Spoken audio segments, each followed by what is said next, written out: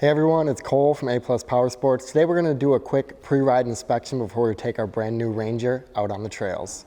All right, the first thing that we're checking on our brand new Ranger is going to be making sure that our headlights work, and we got our low beams and we have our high beams.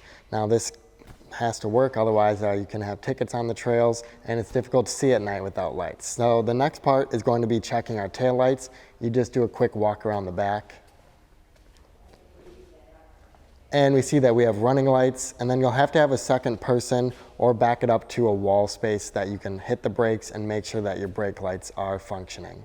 All right, before we leave for the day, I like to check my battery terminals, make sure they didn't come loose somehow from bouncing around the trails. We'll just lift up our seat, remove our little storage tray, and we can easily access the battery. So you just give each battery cable a little bit of a wiggle. If it does move, we'll tighten that up. We don't want them coming off while we're going down the trail. This hands down is one of the most important parts of your machine to inspect after every ride and before every ride to make sure that it is clean. And that's going to be your air filter. If you run a poor designed air filter or a dirty air filter, the longevity of your machine is going to decrease very quickly. So we always want to make sure that we open up our air intake lid, we make sure that our air filter is clean. All right, the last very easy maintenance item to check before we go out for a ride is going to be our engine oil.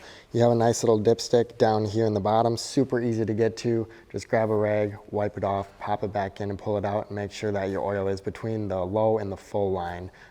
We don't want to let these machines run low or too long on their oil changes. All right, if you have any questions on this machine or any other Polaris vehicle on what to check before we go out for a ride, you can always call us, email us, or leave me a comment in the section below. If you guys like this video, hit the like button and subscribe to see all my latest weekly videos. And if you guys want to check out what I have in stock at this time, go to aplusride.com. Thanks for watching.